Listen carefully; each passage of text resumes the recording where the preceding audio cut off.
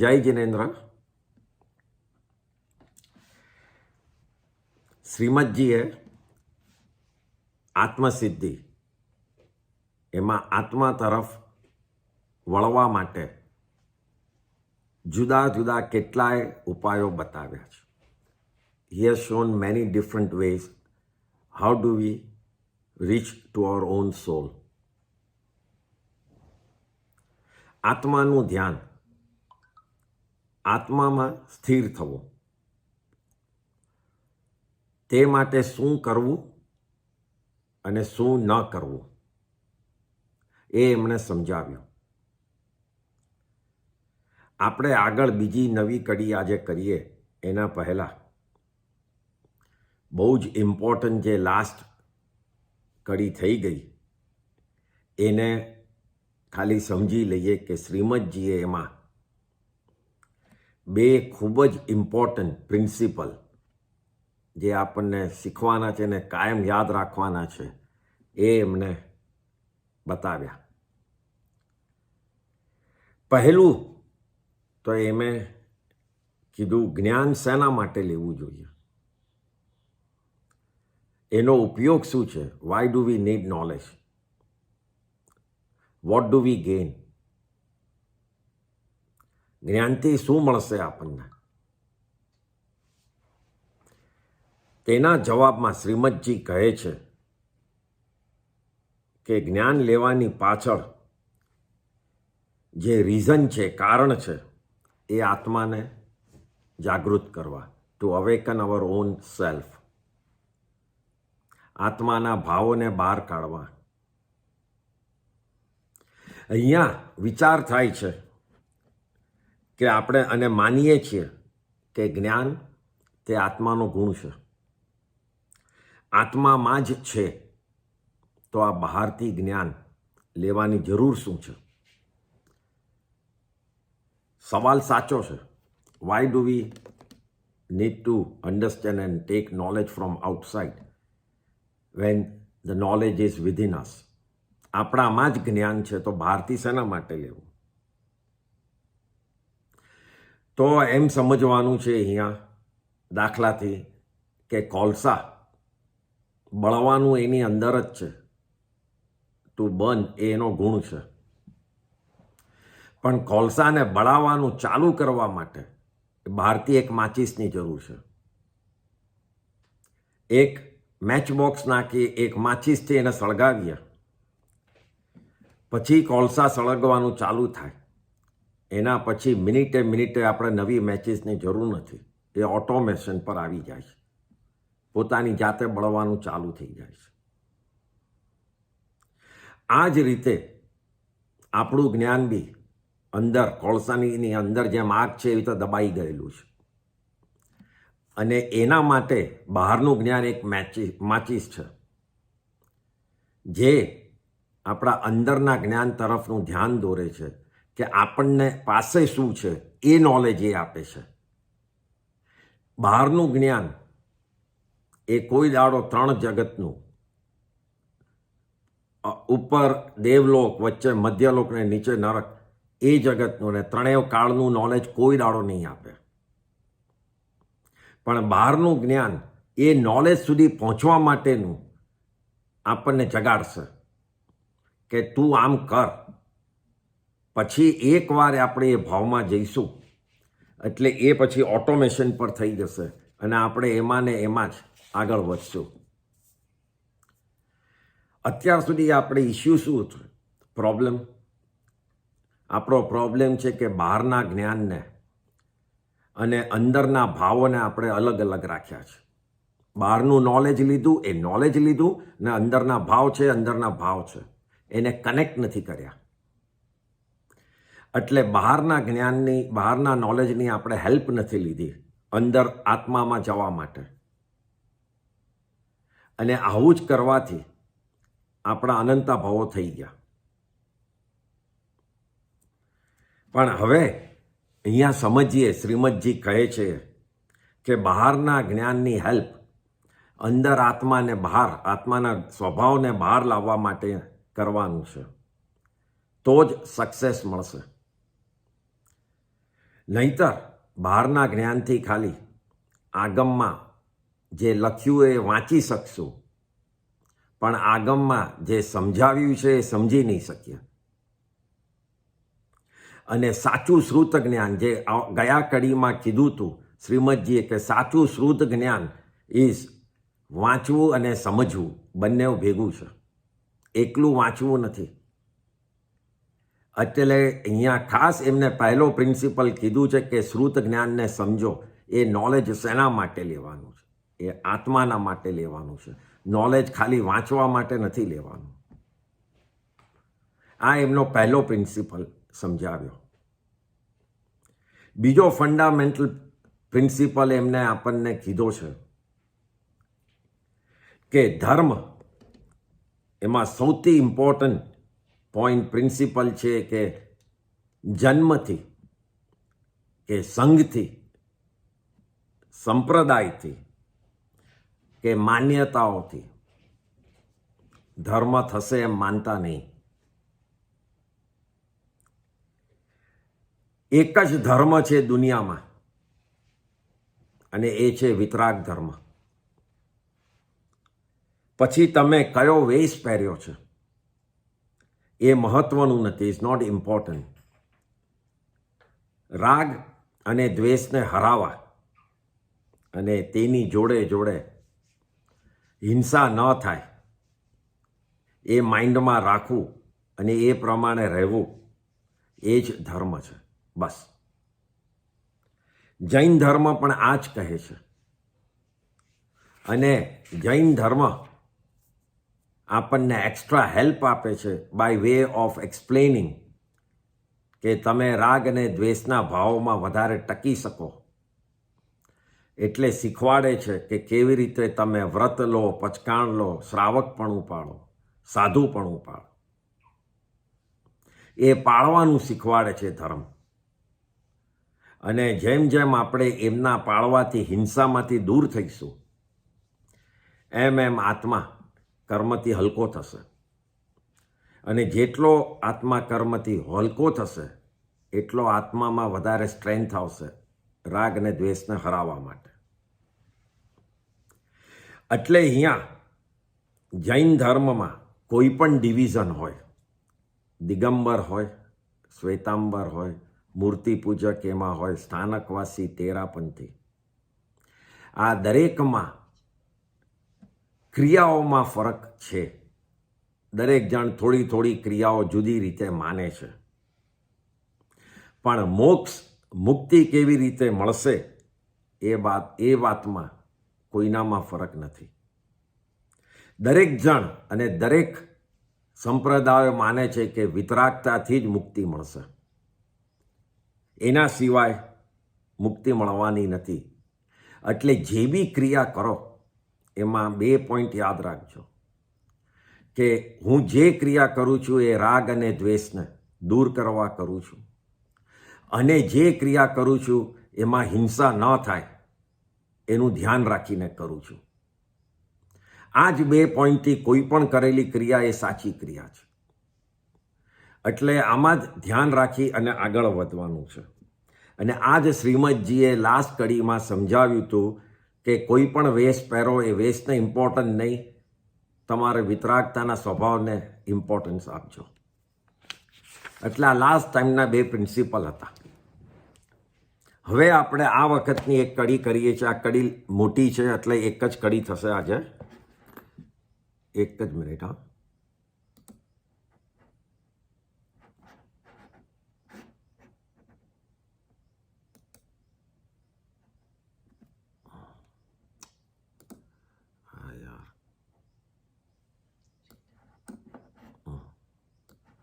Okay.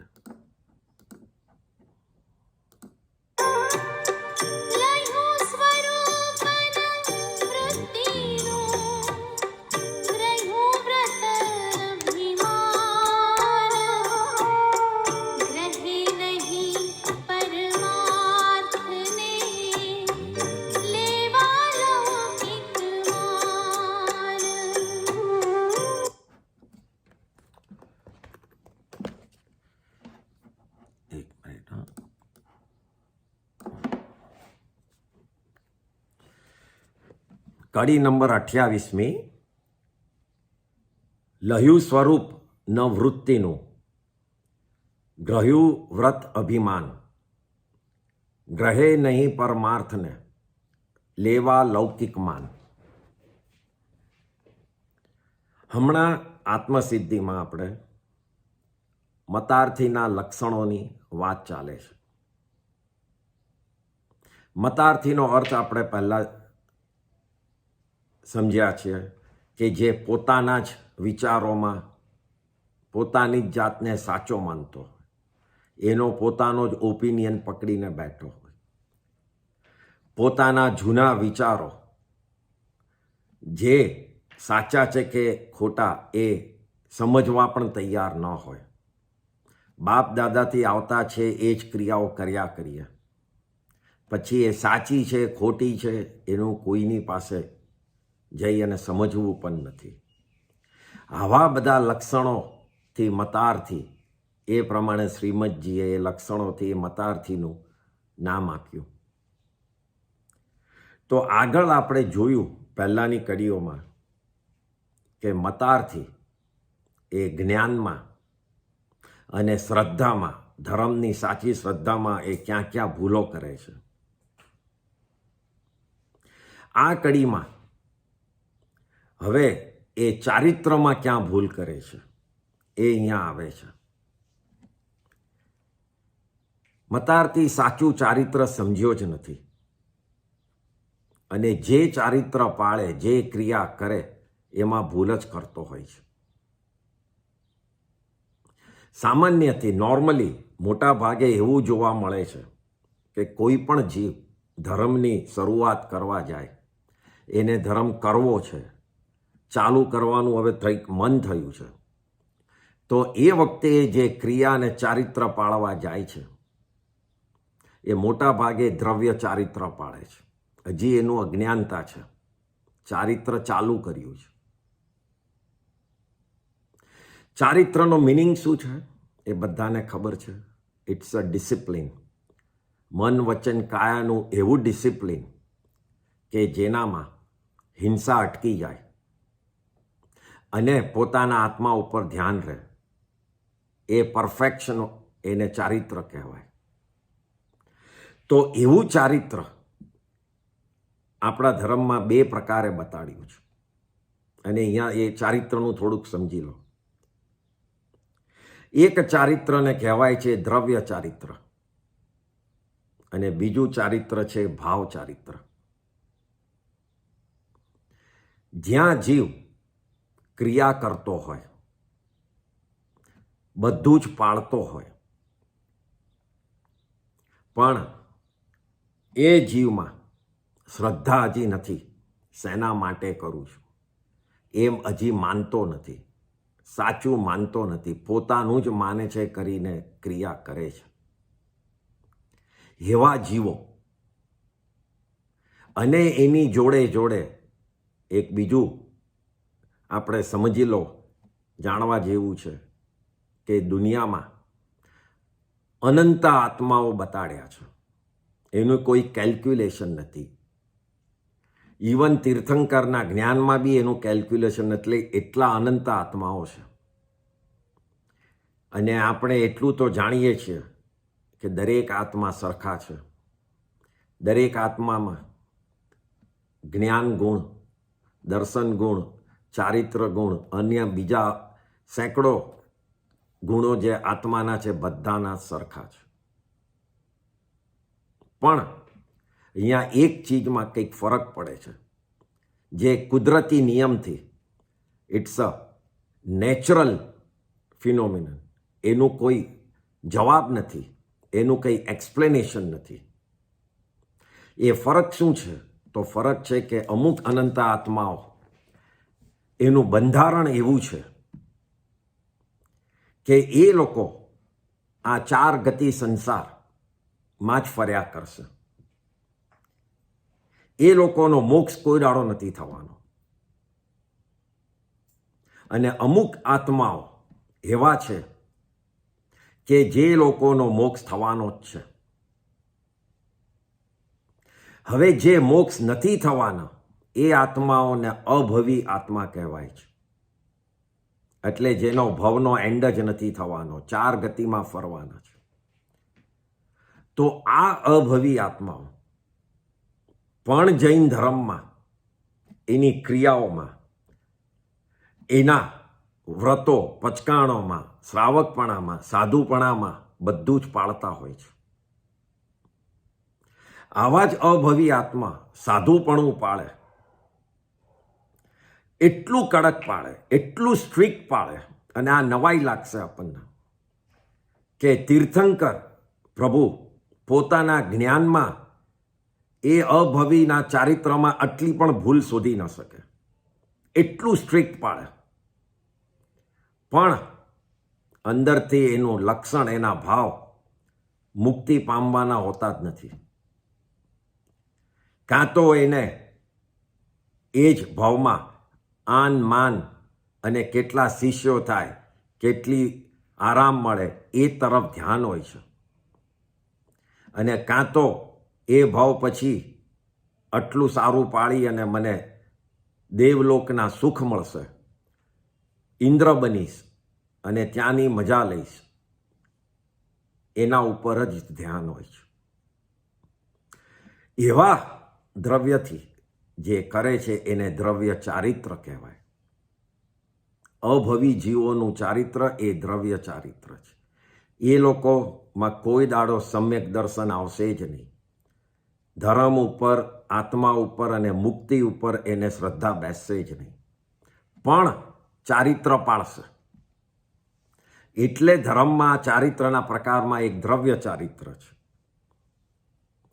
અને જે ભવી આત્માઓ છે એ લોકો દ્રવ્ય ચારિત્રની જોડે એમના ભાવ પણ એડ કરશે. જ્યારે એમને સમ્યક દર્શન થશે, જ્ઞાન આવશે કે આત્માનું ફાઇનલ ડેસ્ટિનેશન એ મુક્તિ છે, મોક્ષ છે, એટલે એની જ એને અભિલાષા, એનું જ એને એમ લક્ષ આવશે અને એ પ્રમાણે ક્રિયા કરતો હશે, એ મગજમાં રાખીને ત્યારે એનું દ્રવ્ય ચારિત્ર ભાવ ચારિત્ર થઈ જાય છે. અને એ બધા જીવો ભવી જીવો કહેવાય છે, એટલે જેનો ભવનો એન્ડ આવશે. તો આ રીતે દ્રવ્ય ચારિત્ર અને ભાવ ચારિત્ર છે, એમાં જે લોકોએ હજી તો ચાલુ કર્યો છે ધર્મ, એ લોકો હજી તો દ્રવ્ય ચારિત્રમાં છે. ધીમે ધીમે આગળ વધવું છે. હજી એમને ખબર નથી કે આ શેના માટે કરી રહ્યો છે, શેના માટે આ બધું પાળી રહ્યો છે, હજી એને ખબર નથી. એનાથી એને શું ફાયદો થવાનો છે એ પણ નથી ખબર. ખાલી અંદરથી ધર્મ તરફ ઇન્ટરેસ્ટ આવ્યો છે, એટલે લાવ હવે હું ધર્મ ચાલુ કરું. હું જૈન છું, ભગવાન મહાવીર મારા ભગવાન છે, તપ કરવાનું છે, તપ કરીને એ માને કે મારા બધા કર્મો કપાઈ જશે.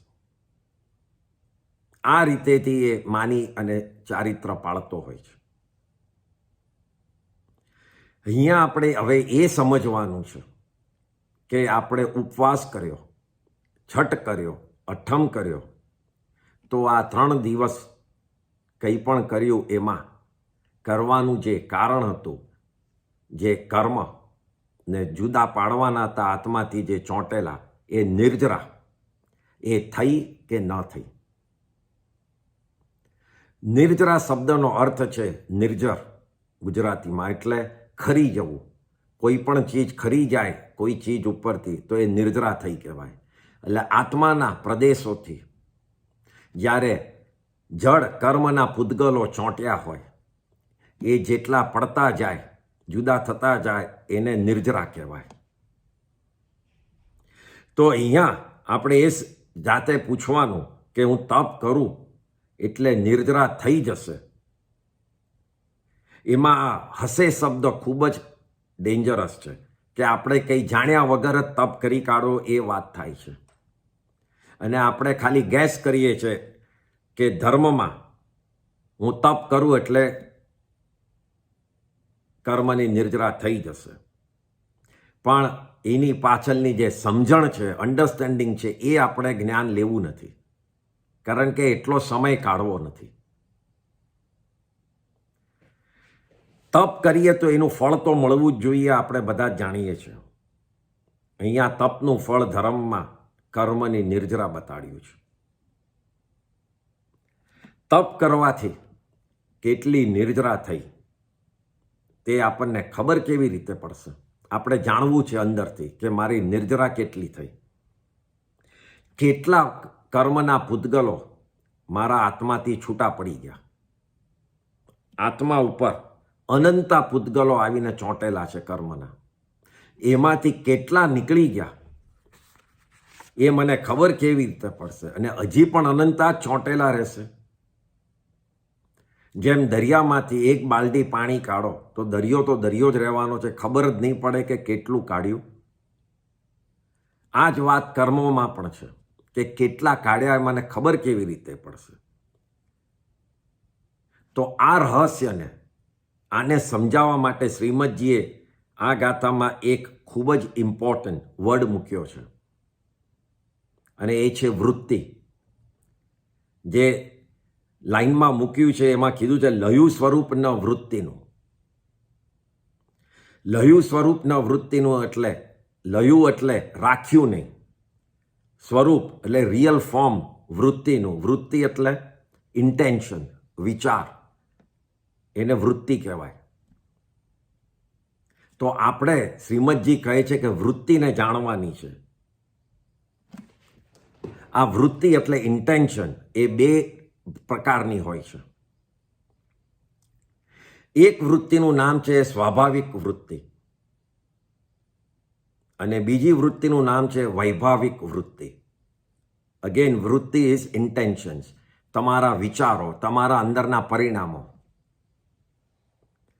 તો જ્યારે જ્ઞાન અને દર્શન ગુણોની જોડે આત્માના બીજા પણ ગુણો છે, લાઈક ક્ષમા, ટુ ફોરગિવનેસ, સત્ય, ટ્રુથફુલનેસ, સરળતા, નિર્લોભતા, જ્યાં લોભ નથી રહ્યો, વિનમ્રતા, વિનય, નિર્ભયતા એટલે ભય નથી રહ્યો, નો ફિયર, શ્રદ્ધા એ વિશ્વાસ અને સમતા વગેરે. આવા આત્માના જે ગુણો છે એ ગુણોનું ફિલિંગ, એનું પરિણામ જ્યારે જીવમાં કોન્સ્ટન્ટ બહાર ચાલતું હોય છે અને એ ચાલતું હોય છે એ જ પ્રમાણે આપણા બહારના વિચારો મનના એવા જ રહેતા હોય છે અંદરના પરિણામોના હિસાબે. અને એ વખતે મગજના જે ઇન્ટેન્શન, જે આપણા મગજમાં વિચાર અને જે કરવું ધાર્યું છે એના ઇન્ટેન્શન એ જે શુભ હોય છે ત્યારે એ વૃત્તિને સ્વાભાવિક વૃત્તિ કહેવાય. Because A intention are made out of આત્માના ગુણો, સાચા, એટલે એને સ્વાભાવિક વૃત્તિ કહેવાય. અને જ્યારે ક્રોધ, માન, માયા, લોભ, રાગ અને દ્વેષ, 5 ઇન્દ્રિયોમાં મજા થાય એવી ચીજો, એવા આરંભમાં પડ્યા રહેવું, પ્રમાદ એટલે આળસ, અને મન, વચન, કાયા એનું બેફામ અહિંસાનું ધ્યાન રાખ્યા વગર કરવું, દયા પાળવી નહીં. આવા દુર્ગુણોમાં જ્યારે અંદરના ભાવો રહે છે, અને અંદરના ભાવો રહેવાનું કારણ શું? તો એ કર્મ આત્માના રિયલ ભાવોને દબાવે છે એટલે. અને આવા ભાવો, આવા પરિણામોથી, આવાથી આપણા મનના વિચારો, ઇન્ટેન્શન બદલાઈ જાય છે અને એ ઇન્ટેન્શન તમારા વિચારોને ખરાબ કરે છે. તો એને વૈભાવિક વૃત્તિ કહેવાય. એ વખતે તમારા ઇન્ટેન્શન સારા નથી હોતા, જેને આત્માના ગુણો વગરના ઇન્ટેન્શન કહેવાય છે. આ બંને વૃત્તિઓને જાણી અને વૈભાવિક વૃત્તિઓ દૂર કરવા અને સ્વાભાવિક વૃત્તિઓને પ્રગટ કરવાની છે કે જીવ જેમાં કોન્સ્ટન્ટ રહે અને ટકી રહે. આના જ માટે જે પણ કરીએ ધર્મની ક્રિયા એ ધર્મની આરાધના કહેવાય છે. આપણા સ્વભાવને બહાર કોન્સ્ટન્ટલી ટકાવવા માટે એ આપણી વૃત્તિ જ બની જવી જોઈએ ગમે ત્યારે. એટલે કે આપણો નેચર જ એ બની જવો જોઈએ, આપણી સોચ એ બની જવી જોઈએ. આ જ ધર્મની આરાધનામાં તપ પણ આવી જાય છે. જેને આ વૃત્તિની સમજણ આવી જાય છે, જ્ઞાન જે લઈ લે છે, એ એક ઉપવાસ કરવો હોય એને, તો ઉપવાસ કરવાના આગલા દિવસે એ 15 મિનિટ બેસીને વિચારે છે કે મારે ખરાબ વૃત્તિઓને, મારે ખરાબ સોચને, મારી ખરાબ વિચારોને મારે દૂર કરવા છે. મારામાં હમણાં ઘણા દુર્ગુણો ચાલી રહ્યા છે. મને ક્રોધ ખૂબ આવે છે. મને હમણાં ખૂબ જ શોર્ટ ટેમ્પર થઈ ગયો છું. ખરાબ પણ બહુ લાગે છે. મિનિટે ખરાબ લાગે છે. કોઈની ને કોઈની જોડે ઝઘડી રહ્યો છું. 2 જણની વચ્ચે ઝઘડા પણ હું બહુ જ કરાવું છું. પંચાતો બહુ કરું છું. સંબંધો બગાડું છું.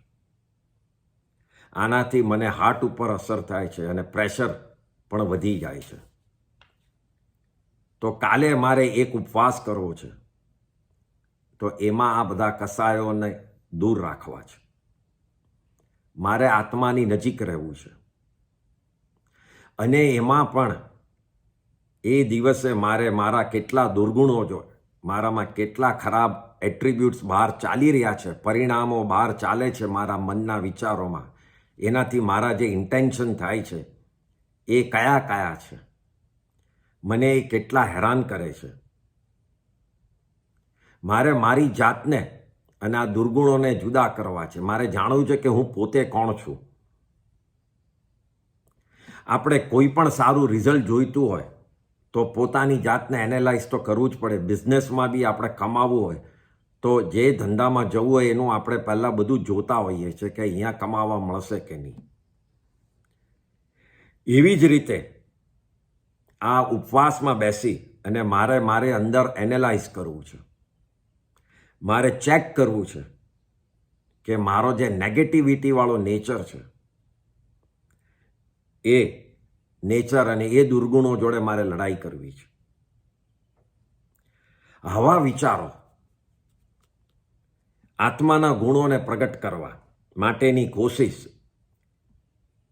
પોતાની ભૂલનો એક્સેપ્ટન્સ, સ્વીકાર કરવો, આના બેઝ ઉપર આવા વિચારથી બીજે દિવસે કરેલો ઉપવાસ એ અનંત કર્મોની નિર્જરા કરાવે છે. ઉપવાસ આના માટે કરવાનો છે. પેટને ખાલી રાખવું એ સેકન્ડરી છે. ભાવ અને મનને કસાયોથી ખાલી રાખવું એ પ્રાઇમરી છે ઉપવાસનો રીઝન. એટલે એના માટે ઉપવાસ કરવાનો છે. આપણી વૃત્તિ જે ખોટી થઈ ગઈ છે, શ્રીમદજી કહે છે, એને ઢીલી કરવી, એને વીક કરવી, એને કાઢવી, એ જ ખરું તપ છે. આપણને જેનાથી ક્રોધ આવે છે, જે વસ્તુથી ખોટું લાગે છે, અંદરથી એન્ઝાયટી થાય છે, નર્વસ થઈ જઈએ છે, કયા નિમિત્તો જે સામે એવું સિચ્યુએશન સામે આવે છે કે જે મને હેરાન કરે છે જોઈને હું ઇરિટેટ થઈ જાઉં છું, મારામાં કેટલો લોભ હજી છે, આની સાથે સાથે મને શેમાં હેપીનેસ, આનંદ મળે છે, મને શું જોઈને કરુણા થાય છે, કોઈનું જોઈને શેમાં દયા આવે છે, કયા સિચ્યુએશન, કઈ પરિસ્થિતિમાં મને શાંતિ મળે છે. આમ અશુભ અને શુભ વૃત્તિઓનું ધ્યાન, એના ઉપરના વિચારો અને ખરાબ અશુભને હું ઓછા કરું, કાઢી નાખું, દૂર કરું અને શુભને એ દિવસ હું રાખી મૂકું મારા જોડે, એ તરફ જ રહું. આવી વૃત્તિવાળું તપ શ્રીમદજી કહે છે અનંતી નિર્જરા કરાવે છે. આનો મિનિંગ કે તપમાં પહેલું કારણ એ ખરાબ વૃત્તિઓને ઢીલી કરવી, ખરાબ ઇન્ટેન્શન્સને કાઢવા, એના માટે હોવું જોઈએ. આમાં હવે આપણે કેવી રીતે નિર્જરા થઈ, કેટલી, એના પોઈન્ટ ઉપર આવીએ તો કે આપણે જ્યારે તપ કરવા, ઉપવાસ કરવા બેઠા એની પહેલાં જે આપણે આ એનાલાઇઝ કર્યું બેસીને 15 મિનિટ કે મારામાં શું છે, મને શું ફિલિંગ થાય છે, એ હું કયા વિચારો અને શેમાં પડ્યો છું,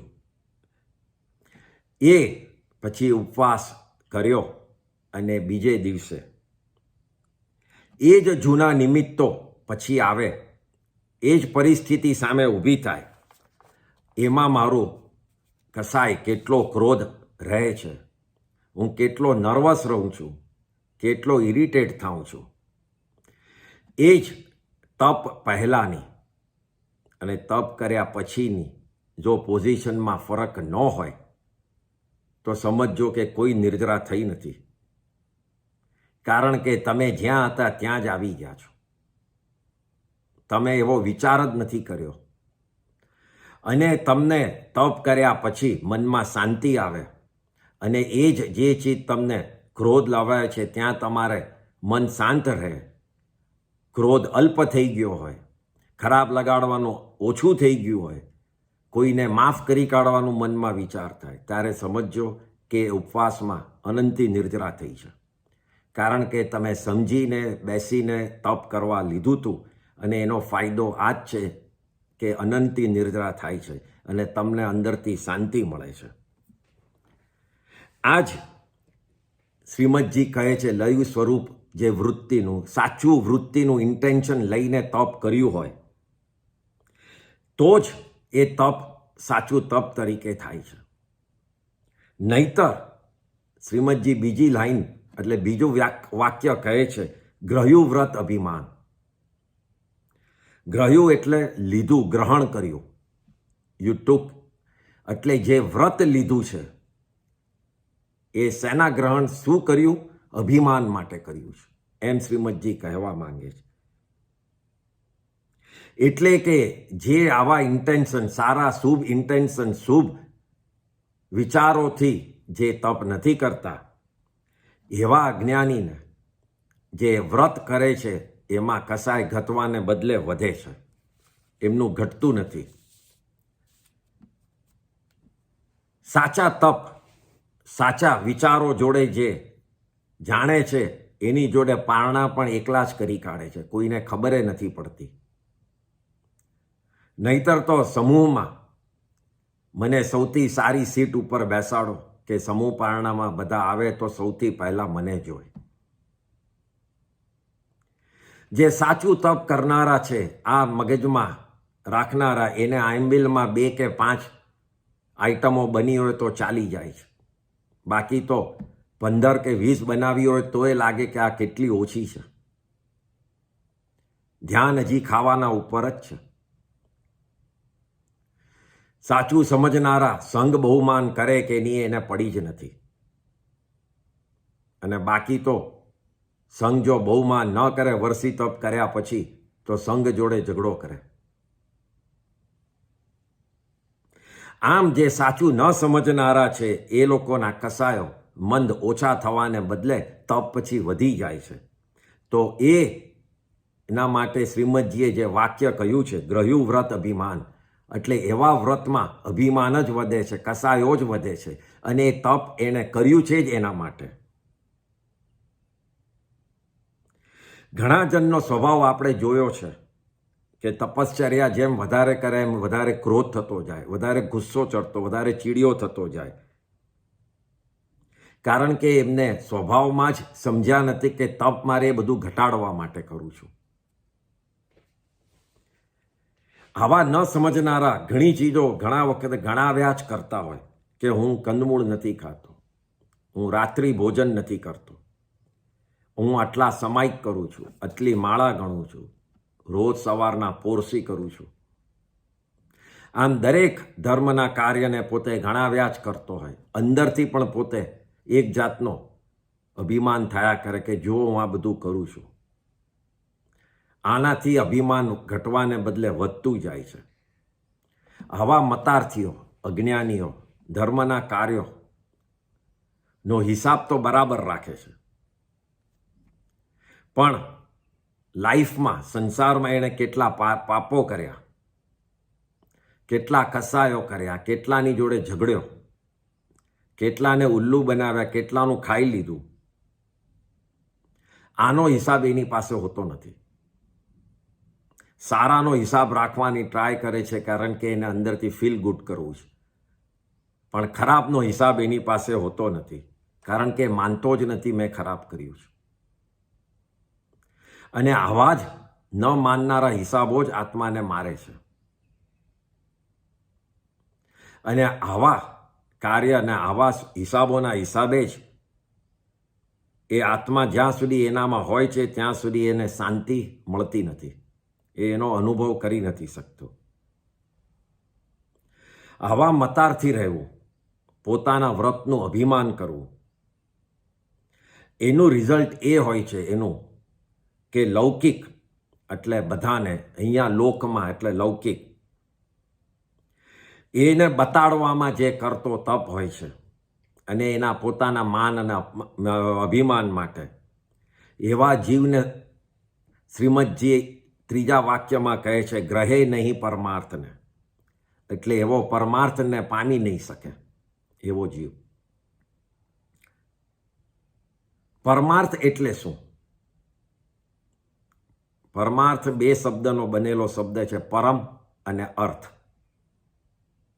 પરમ એટલે હાઈએસ્ટ, ઊંચામાં ઊંચું જે આપણું ધ્યેય હોય, એટલે ઇન્ટેન્શન હોય, ગોલ હોય કે મારે આ અચીવ કરવું જ છે, એને પરમાર્થ, કે મારે આ જ અર્થ માટે કરવું છે, મારે મુક્તિ માટે કરવું છે. અને એના માટે હું જે સાધનો વાપરું, એના માટે જે પણ ક્રિયા કરું, એ બધું પરમાર્થ. આમાં સદગુરુના ટીચિંગ, સદગુરુનું લેસન, એની શિક્ષા, એ બધું પરમાર્થમાં આવી જાય છે. આ જ પરમાર્થનો સંસારનો વ્યવહાર અર્થ જોઈએ, વ્યવહારિક અર્થ જોઈએ તો એ છે લોકોને હેલ્પફુલ થવાના, લોકોને હેલ્પ કરવાના કાર્યો, એ પરમાર્થ સંસારમાં કહીએ છીએ.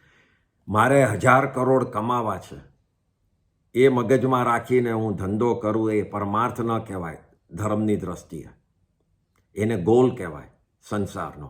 પણ ધર્મની દ્રષ્ટિથી જે ગોલ મૂકીને એ તરફ આગળ જાઉં, એને પરમાર્થ કહેવાય. તો અહીંયા સંસારમાં એનો વ્યવહારિક અર્થ બીજાને હેલ્પફુલ થવું એ છે.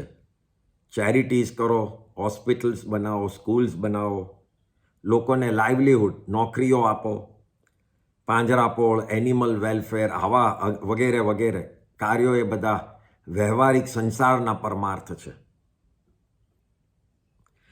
પણ આમાં પણ, આવા સંસારના પરમાર્થમાં પણ, જેમાં પુણ્ય બંધ થાય છે, એમાં પણ મારું માન અને મારું નામ એ જ ભાવમાં, અને એમાં એડ કરે આપણું અભિમાન. એ જ રીતે એ જ પોઈન્ટથી આ કરવું છે, પણ કોઈને હેલ્પ કરવા નહીં, જ્યાં મોટું લેબલ લાગે એના માટે. એ ફર્સ્ટ ઇન્ટેન્શન એ હોય, એટલે એવી જ જો પહેલી વૃત્તિ હોય તો જેટલું પુણ્ય મળવું જોઈએ ધોવાઈ જાય છે, એનાથી ઘણું ઓછું થઈ જાય છે.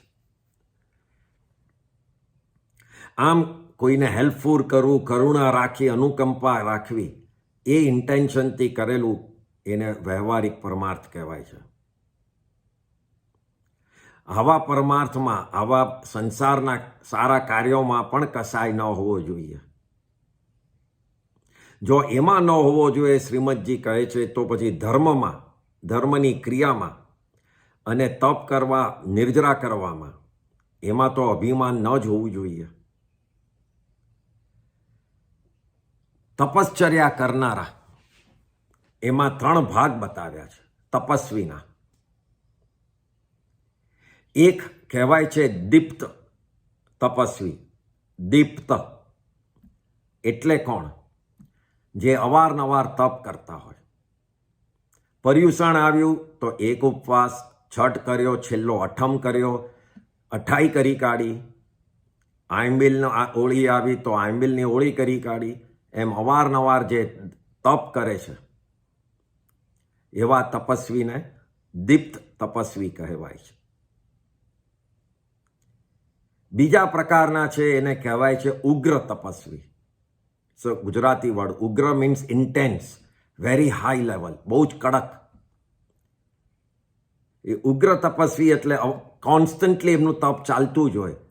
હમણાં ઘણા જણને આપણે જોઈએ વર્ષી તપ ઉપર વર્ષી તપ ઉપર વર્ષી તપ 10-10 વર્ષ ચાલે છે, 15 વર્ષ ચાલે છે.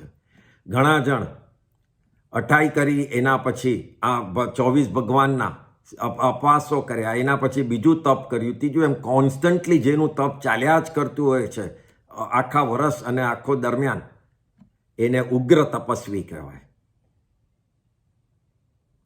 અને ત્રીજા તપસ્વીને કહેવાય છે ગુપ્ત તપસ્વી.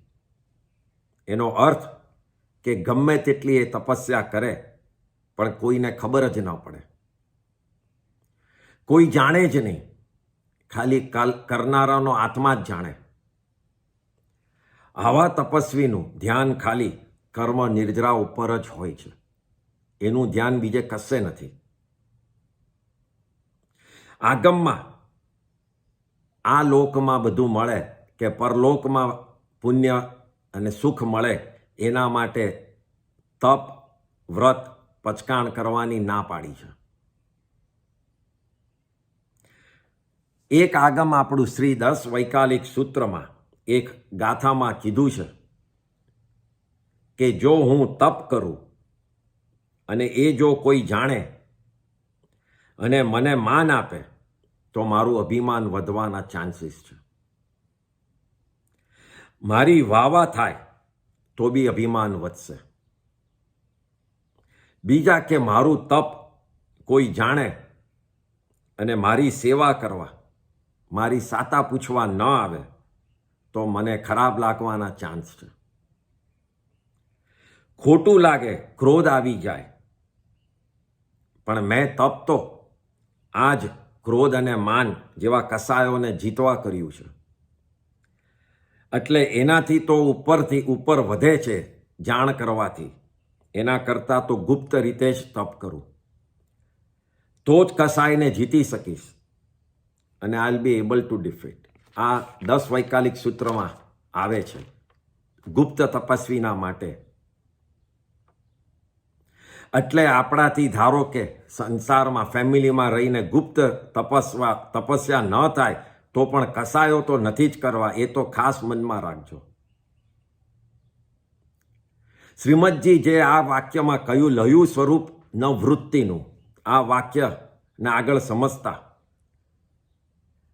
આપણે જોઈએ કે કોઈ પણ આરાધના કરીએ એનું રીઝન આપણે આપણા સ્વભાવને વધારે ક્લીન કરવાનો છે, ક્લિયર કરવાનો છે. પાસ્ટના ભવથી જે લાવેલા કસાયો, એ કસાયોથી દૂર થવા માટે, સ્વભાવમાં આવવા માટે આપણે આ ધર્મ કરીએ છીએ. અને આ વિભાવમાં કસાય જોડે રહેવાનું કારણ હવે બધાને જ ખબર છે કે મોહનીય કર્મથી આપણે ફસાયેલા છે, કર્મમાં ફસાયેલા છે, એને દબાવી નાખ્યો છે આપણા આત્માને. આપણે ઓલવેઝ વાતો કરતા હોઈએ છીએ જે અવારનવાર અને દિવસમાં એવરીડે કોઈક ને કોઈક વાત કે આનો સ્વભાવ બહુ ગુસ્સાવાળો છે, આનો નેચર બહુ એરોગન્ટ છે, અભિમાની છે, આ ખૂબ લોભી છે, એને કાયમ ખરાબ લાગતું જ હોય છે, આ કાયમ ઝઘડતો જ હોય છે. આમ આપણે બધા માટે વિચાર કરતા હોઈએ છીએ, અવારનવાર કરતા હોઈએ છીએ. પણ અહીંયા એ પહેલું તો જ્ઞાન લેવાનું છે કે આ બધા જે બીજાનો નેચર છે, એ નેચર પણ એનો સ્વભાવ નથી, એ એના કર્મનો ઉદય છે, એટલે એનો વિભાવ છે. અને એ વિભાવના હિસાબે એવી રીતે વર્તે છે. જેમ મારા દુર્ગુણો છે એમ એના બી આ દુર્ગુણો જ છે. અને એ બંનેના દુર્ગુણો એ મોહનીય કર્મના હિસાબે પડ્યા છે. તો આપણી જે વૃત્તિ છે, અત્યારના શ્રીમદજી કહે છે, એ વૃત્તિ જે આપણા ઇન્ટેન્શન, આપણા મનના વિચારો, પરિણામો, એ આ 2 પ્રકારમાં ફસાઈ ગયા છે. કયા 2 પ્રકારમાં? કે આપણે પોતાના સ્વભાવ તરફ ધ્યાન નથી રાખતા અને બીજાના દુર્ગુણ તરફ ધ્યાન રાખીએ છીએ. આપણે હવે પોતાના દુર્ગુણ તરફ ધ્યાન રાખવાનું છે કે મારામાં શું છે, અને બીજામાં એના શું સારા ગુણો છે એના તરફ ધ્યાન રાખવાનું છે. તો જ વૃત્તિ ચેન્જ થશે માઇન્ડની. અને એ ચેન્જ થશે તો જ આપણે શું સુધારો આપણામાં કરવું છે એના ઉપર આવશું. નહીંતર પછી આપણે જ્યાં પડ્યા છે ત્યાં જ પડ્યા રહીશું. શ્રીમદજી કહે છે કે દુનિયા પોતાના ભાવે ચાલ્યા જ કરવાની છે. જે વખતે એનું એક્ઝિસ્ટન્સ, એની જે પોઝિશન બદલાયા કરશે એ બદલાયા જ કરશે. તું કંઈ નહીં કરી શકે, તું તારું સંભાળી લે, આત્માને કહે છે. કોઈ પણ સ્વાર્થ વગરના ભાવમાં તું આવી જા, તારી સાચી વૃત્તિમાં તું આવી જા અને પરમાત્માને પામ. તારી વૃત્તિને ઓળખ, તારા ઇન્ટેન્શનને ઓળખ, એના તરફ ધ્યાન રાખ. બીજાના દુર્ગુણો જોવા કરતા પોતાના દુર્ગુણો જો અને વિચાર કર કે હું કોણ છું અને મારે શું પામવું છે, શું અચીવ કરવું છે. શ્રીમદજીનું એ માનવું છે અને કહેવું છે કે જે વ્યક્તિ પોતાની વૃત્તિને જાણતો નથી તે પરમાર્થને પામતો નથી. આ કડીમાં એ જ કહે છે. Person who knows the world but not himself will never achieve purity. આ જ શ્રીમદજીનું આ કડીમાં કહેવું છે. એટલે આપણે આ 28મી કડી જે શ્રીમદજીએ લખી છે એમાં પહેલાં કીધું લહ્યું સ્વરૂપ ન વૃત્તિનું. લહ્યું એટલે લીધું નહીં, સ્વરૂપ ન વૃત્તિનું એટલે જે સાચી ઇન્ટેન્શનનું, વોટ ઇઝ સાચું ઇન્ટેન્શન એ આપણે લીધું નહીં એટલે સમજ્યા નહીં. અને આગળ કહે છે ગ્રહ્યું વ્રત અભિમાન. અને એ લીધા વગર આપણે જે વ્રત લીધું એ વ્રતો જ્ઞાન વગરના હોવાથી એમાં અભિમાન અને માન એવા કારણોના હિસાબે વ્રતો લીધા. પછી નીચલી કડીમાં કહે છે ગ્રહે નહીં પરમાર્થને, એટલે એવા મતાર્થીઓ, એ લોકો શું નથી ગ્રહણ કરી શકતા, શું નથી એબ્ઝોર્બ કરી શકતા, કઈ સાચી વાત નથી લઈ શકતા. એ પરમાર્થને, જે સાચો અર્થ, સાચો રસ્તો છે એને એ મેળવી નથી શકતા. કારણ કે હજી અભિમાન, આંખમાં કસાયો પાટા બાંધેલા છે એટલે જોઈ નથી શકતા. અને એનું વન ઓફ ધ રીઝન કહેવાય છે લેવા લૌકિક માન. એટલે લૌકિક એટલે હમણાંના સંસારના માનો મળે, પોતાના આત્મા માટે નહીં પણ સંસારમાં વાવા ને માન મળે એના માટે. તો આ રીતે આ કડીમાં મતાર્થીનું લક્ષણ આ રીતે બતાડે છે. તો આ રીતે આ કડી પૂરી થાય છે. આ વખતે થોડું શોર્ટ છે કારણ કે બીજી કડી એ પણ લાંબી છે અને કટ થઈ જશે. એટલે અહીંયા કંઈ પણ સવાલ હોય તો આપણે એક minute, we can discuss on that. એક મિનિટ. યા